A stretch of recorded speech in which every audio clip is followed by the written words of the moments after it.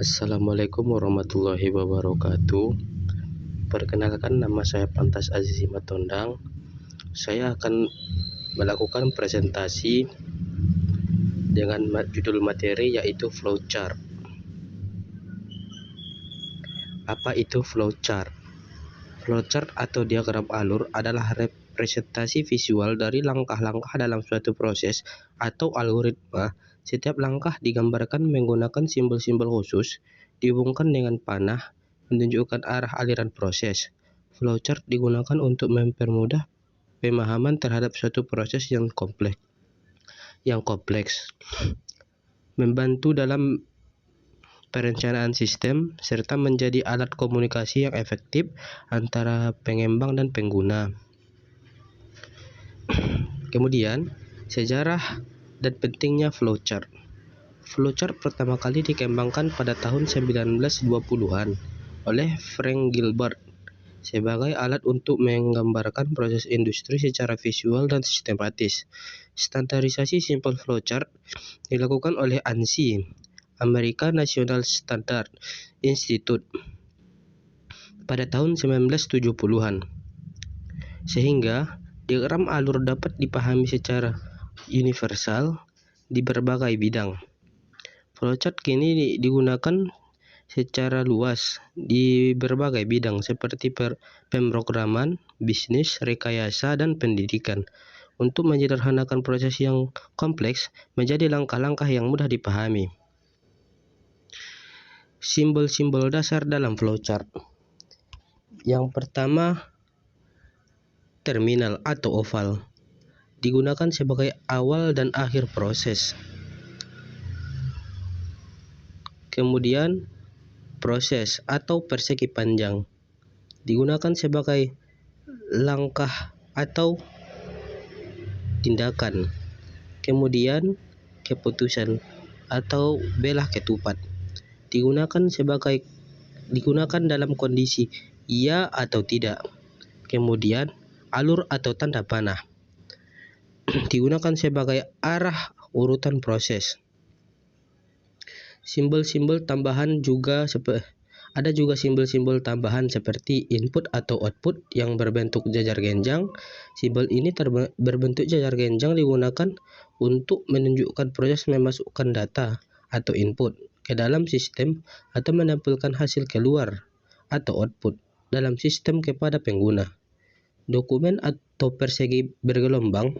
Simbol ini berbentuk persegi panjang dengan bagian bawah bergelombang, melambangkan dokumen atau laporan yang dihasilkan dibaca atau diproses dalam suatu alur kerja. Konkret, lingkaran. Simbol berbentuk lingkaran kecil berfungsi sebagai penghubung antar bagian flowchart, terutama pada saat diagram terlalu panjang atau berpindah halaman, agar alur tetap terbaca dengan jelas. Jenis-jenis flowchart. Flowchart system. Sistem menggunakan flowchart alur kerja sistem secara keseluruhan. Jenis ini digunakan untuk menunjukkan hubungan antar komponen dalam suatu sistem, mulai dari input, proses, hingga output. Cocok digunakan dalam analisis dan perencanaan sistem informasi. Kemudian, flowchart program. Flowchart program menggambarkan logika dan alur kerja sebuah program secara detail. Jenis ini digunakan oleh programmer untuk merancang algoritma sebelum menulis kode. Setiap langkah pemrosesan data ditampilkan secara runtun dan terstruktur. Kemudian, aturan membuat flowchart. Alur diagram harus dibuat dari atas ke bawah atau dari kiri ke kanan agar mudah dibaca dan dipahami oleh pembaca. Gunakan simbol standar yang konsisten seperti simbol yang telah ditetapkan dalam standar internasional agar tidak menimbulkan kebingungan. Setiap alur harus memiliki arah dan tujuan yang jelas, menghindari alur yang berputar tanpa tujuan atau alur yang membingungkan pembaca.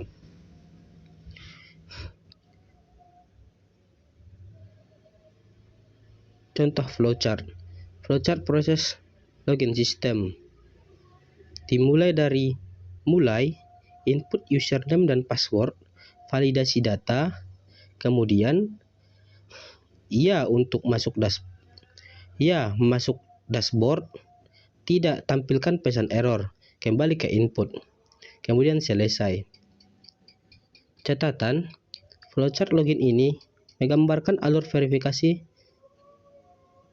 kredensial pengguna. Jika data valid, pengguna diarahkan ke dashboard. Jika tidak valid, sistem menampilkan error dan meminta input ulang.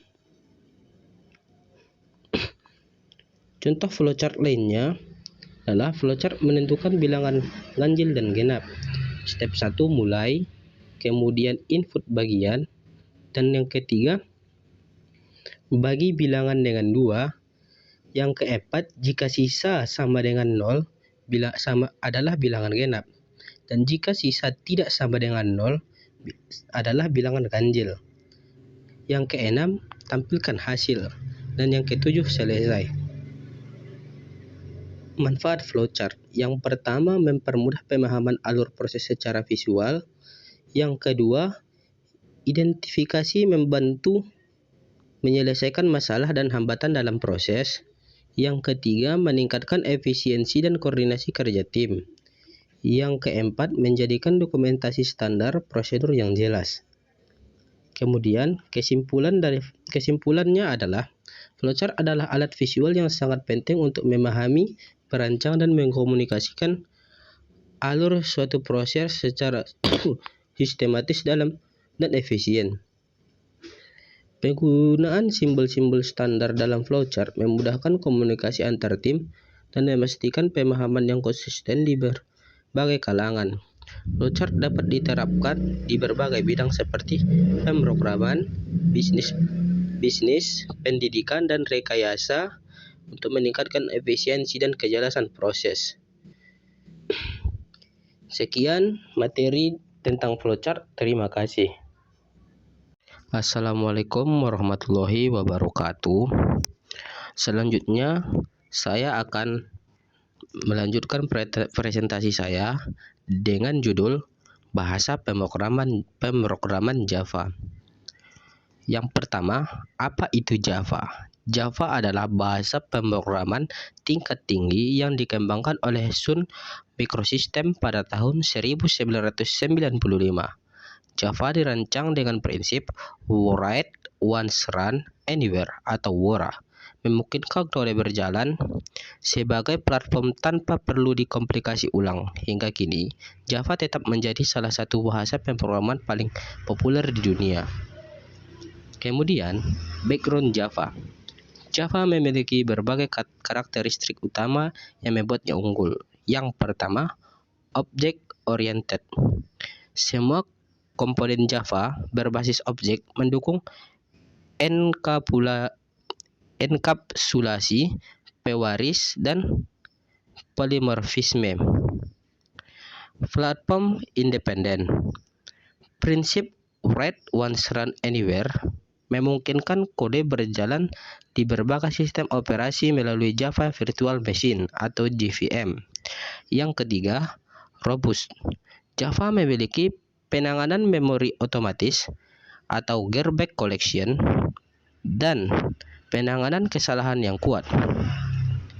Kemudian yang keempat, secure adalah Java dirancang dengan fitur kemampuan bawaan untuk melindungi sistem dari ancaman eksternal. Kemudian kita lanjut keunggulan Java. Yang pertama adalah Write Once Run Anywhere atau WORA adalah kode Java yang dapat berjalan di berbagai platform tanpa komplikasi ulang. Yang kedua, garbage collection otomatis. Java mengelola memori secara otomatis sehingga mencegah kebocoran memori. Lanjut, struktur dasar Java. Setiap program Java memiliki struktur dasar yang harus dipahami sebelum menulis lebih lanjut. Yang pertama, kelas dan metode. Semua kode Java ditulis dalam kelas. Metode adalah blok kode yang menjalankan tugas tertentu dan dapat dipanggil berulang kali. Yang kedua adalah main method.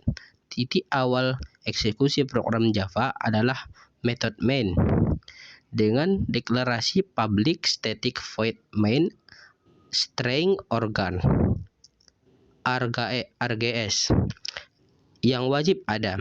Yang ketiga, statement dan expression statement adalah instruksi lengkap yang diakhiri titik koma. Expression adalah kombinasi nilai variabel dan operator yang menghasilkan suatu nilai. Selanjutnya, tipe data dan variabel. Dalam Java, tipe data dibagi menjadi dua kategori utama yang perlu dipahami. Yang pertama, tipe data primitif atau INT atau bilangan bulat, double atau bilangan desimal, boolean atau true atau flash, char atau karakter, byte, short, long, dan float. Tipe data referensi, string atau teks, array atau kumpulan data, serta objek dari kelas lainnya yang menyimpan referensi ke memori. Yang ketiga, deklarasi variabel, int angka sama dengan 10, titik koma, label nilai sama dengan 9,5, titik koma, boolean lulus sama dengan true, titik koma, string nama sama dengan Java. Variabel harus dideklarasikan sebelum digunakan. Contoh program Java. Step pertama adalah membuat class. Kemudian yang kedua adalah definisikan main method. Dan yang ketiga adalah tulis sistem out print. Kemudian yang terakhir adalah compile dan run. Selanjutnya, contoh aplikasi Java. Yang pertama adalah Android. Aplikasi mobile Android menggunakan Java. Yang kedua, enterprise system, sistem bisnis skala besar seperti banking dan ERP. Kemudian yang ketiga, web application, aplikasi web dinamis dengan Spring dan Jakarta EE. Lanjut, popularitas Java. Java adalah salah satu bahasa pemrograman yang populer di dunia dengan komunitas yang besar dan ekosistem yang matang. Java terus menjadi pilihan utama para developer profesional di berbagai industri. Kesimpulannya adalah Java adalah bahasa pemrograman yang powerful, versatile, dan telah teruji selama lebih dari 2 dekade. Dengan prinsip write once run anywhere, Java memungkinkan pengembang aplikasi lintas platform. Java cocok untuk berbagai kebutuhan mulai dari aplikasi desktop, web, mobile, Android, hingga sistem enterprise skala besar. Sekian, terima kasih. Assalamualaikum warahmatullahi wabarakatuh. Saya akan mempresentasikan materi berikutnya, yaitu tipe data, variabel, dan operator Java.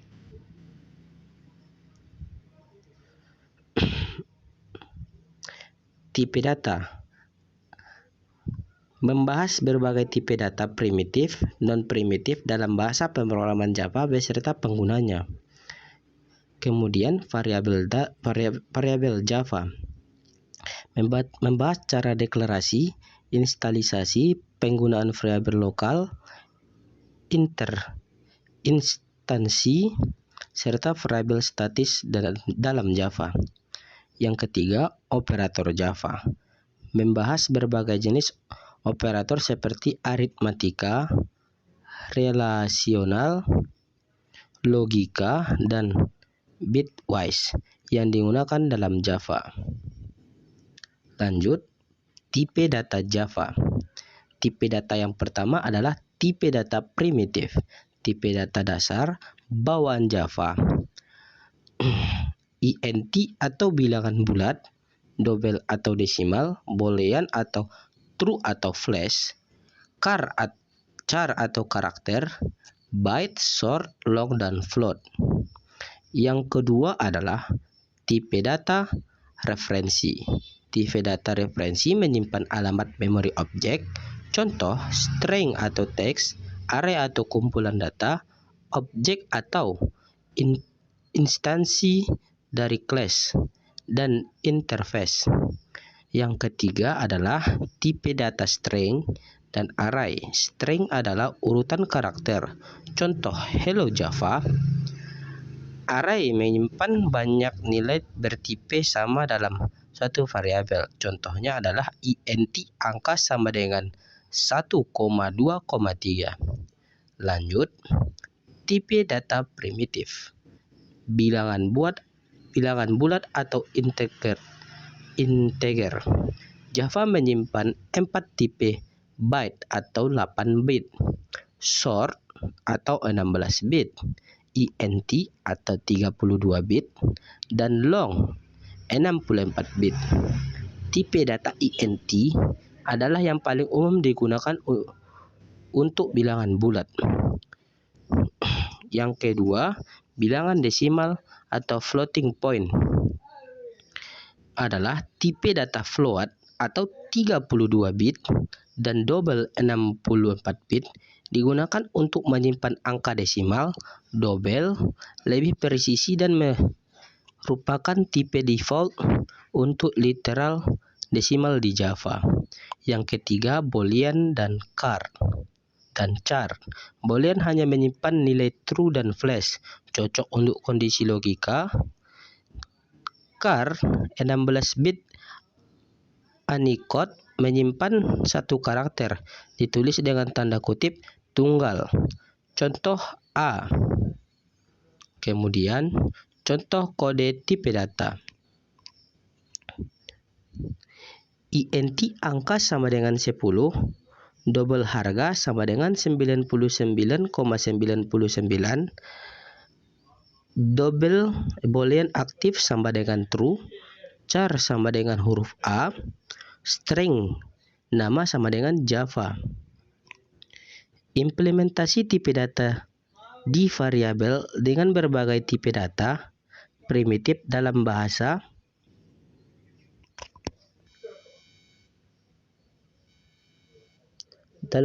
berikut adalah contoh penulisan pemrograman Java.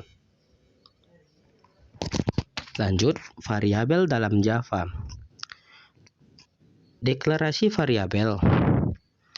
Variabel deklarasi dengan menyebutkan tipe data diikuti nama variabel, contoh int angka, titik koma, string nama, titik koma, double nilai, titik koma.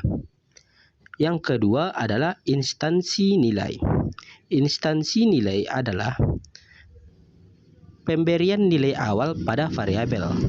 Contoh, int angka sama dengan 10, titik koma string nama sama dengan Java, double nilai sama dengan 9,5. Yang ketiga adalah aturan penanaman variabel. Gunakan format Kemkase. Contoh, nilai akhir tidak boleh diawali angka, tidak boleh menggunakan spasi, dan karakter khusus selain underscore. Selanjutnya, contoh penggunaan variabel adalah string nama sama dengan Budi, int umur sama dengan 25, double gaji adalah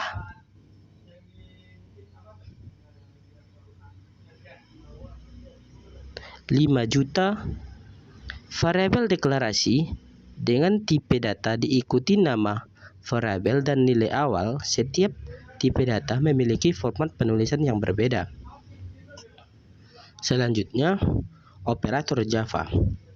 Yang pertama, operator aritmatika digunakan untuk operasi matematika dasar seperti penjumlahan, pengurangan, perkalian, pembagian, dan modulus. Contoh, INT hasil sama dengan 10%, 3 hasil sama dengan 1. Operasi perbandingan. Membandingkan dua nilai dan menghasilkan boolean meliputi sama dengan, tidak sama, lebih kecil, lebih besar, dan contoh 5 sama dengan 5 adalah true. Kemudian operator logika menghubungkan operasi boolean AND bernilai true jika keduanya true, or bernilai true jika salah satu true, not membalik nilai boolean. Contoh, A besar 0 dan B besar 0. Selanjutnya, operator aritmatika assignment dan assignment. Yang pertama adalah operator aritmatika digunakan untuk operasi matematika penjumlahan, pengurangan, perkalian, pembagian, dan modulus atau sisa bagi. Contoh adalah INT hasil sama dengan 10%, 3 adalah hasil sama dengan 1. Yang kedua, operator assignment digunakan untuk memberi atau memperbaharui penilaian variabel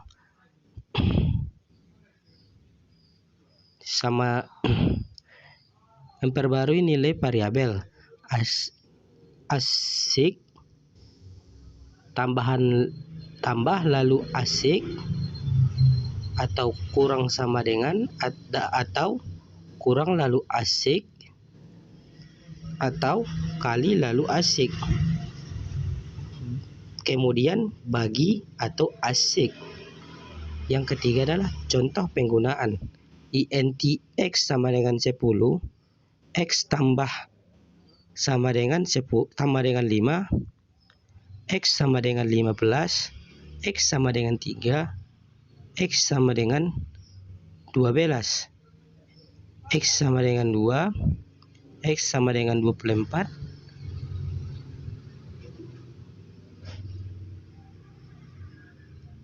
kemudian X sama dengan 4, X sama dengan 6, kemudian X sama dengan 2. Selanjutnya, contoh operator. Penggunaan operator INT hasil sama dengan 10 tambah 5. Hasil sama dengan 15. Dalam Java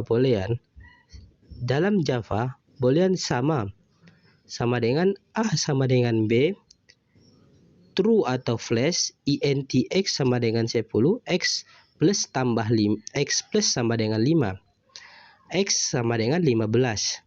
Operator aritmatika digunakan untuk operasi matematika, operator relasional, membandingkan nilai, operator penugasan, menetapkan nilai ke variabel. Kesimpulannya adalah tipe data menentukan jenis nilai.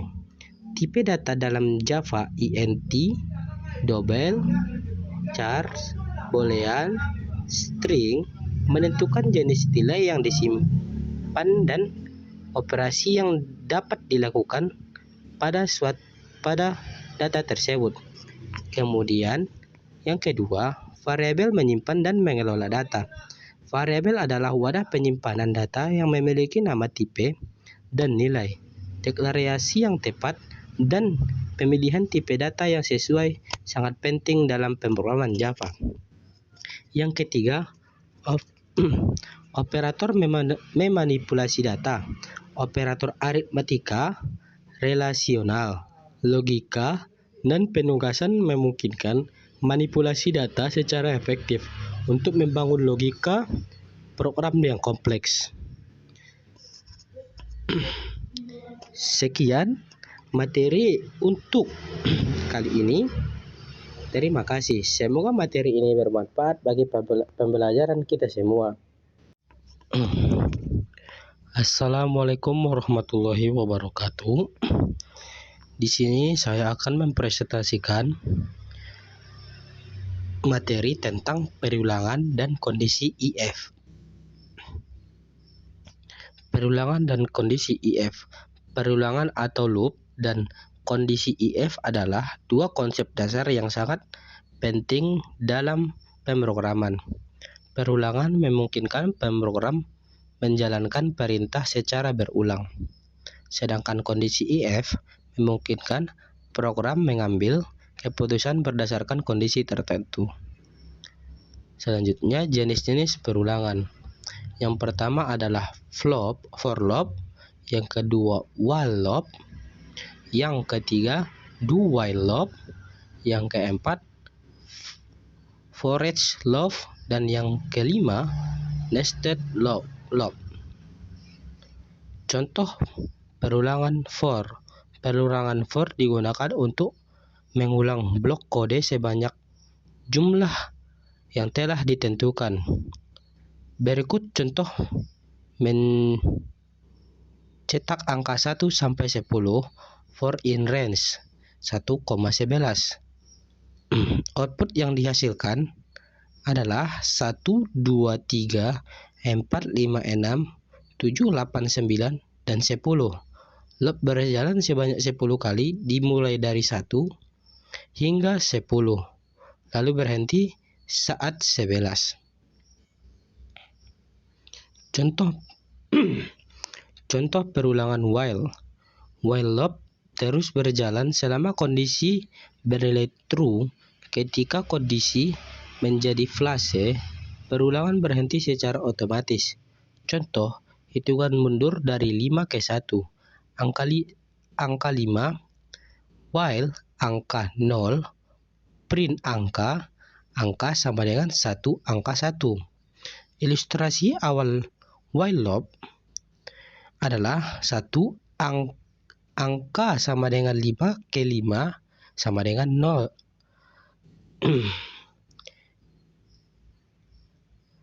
Yang kedua, 4 ke 4 sama dengan 0, angka 3 ke 3 sama dengan 0, angka 1 ke 1 sama dengan 0, dan angka 0 ke 0 sama dengan tidak atau berhenti.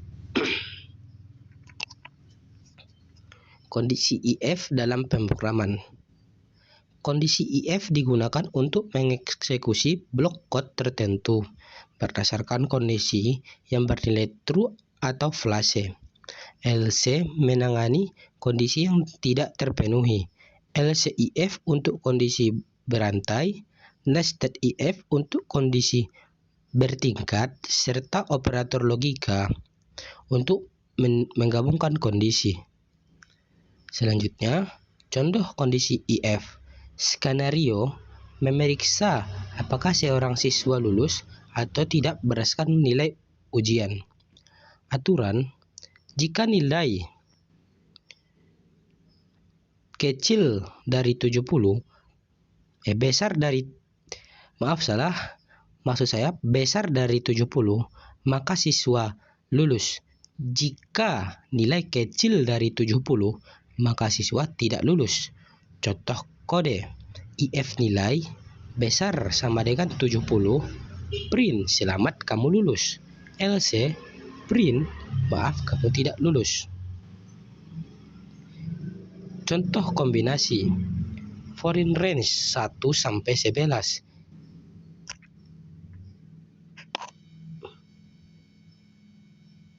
IF 2 sama dengan 0, print genap, else print ganjil. Program mencetak angka 1 sampai 10, lalu memeriksa setiap angka apakah genap atau ganjil menggunakan kondisi IF di dalam angka perulangan for.